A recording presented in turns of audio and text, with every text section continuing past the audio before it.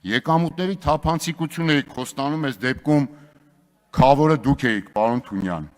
ստվերի կրճատման համար, բա ինչ եք զատնի դնում, բա ինչի տապալեցիք այդ բարեփոխումը, բա այսօր արտահերթ նստաշրջանով գալիս եք իմ 2 տարվա ասածը, որ անեք, բա 2 տարի առաջ անեիք, մարդկանց վզին չփաթաթեիք, տրանսպորտի բարեփոխումներ էիք խոստանում, նոր որակ, մի հատ հանրային տրանսպորտից օգտվեք, տեսեք այդ ձեր նոր որակը, որ 50% գինը բարձրացրիք ու փաթաթիք ժողովրդի վզին տուգանքի պարտադրանքով, մի հատ գնացեք տեսեք, ինչ չափով եք այդ որակը բարելավել, մի հատ առավոտները տեսեք կարող են մարդիկ նստել տրանսպորտ, ոչ թե սողոսկել, ինչը ձեր համար լավ է, պարոն Թունյան, եւ մեծամասնություն սահմանադրական, մեր ժողովրդի համար որպես կանոն վատ է, ճշմարտությունը թեկուզ եւ դառը ավելի լավ է, քան ձեր սուտը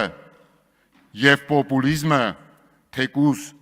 միշտ որպես քաղցր ներկայացմամբ։ Դուք իրավունքի գերակայություն էիք խոստացել եւ ժողովրդավարություն, դուք արդարություն էիք խոստացել։ Ավարտեք։ Ընտրովի արդարադատություն, խոսքի նկատմամբ տերոր, շուտով նաեւ դուք այլակարծությունը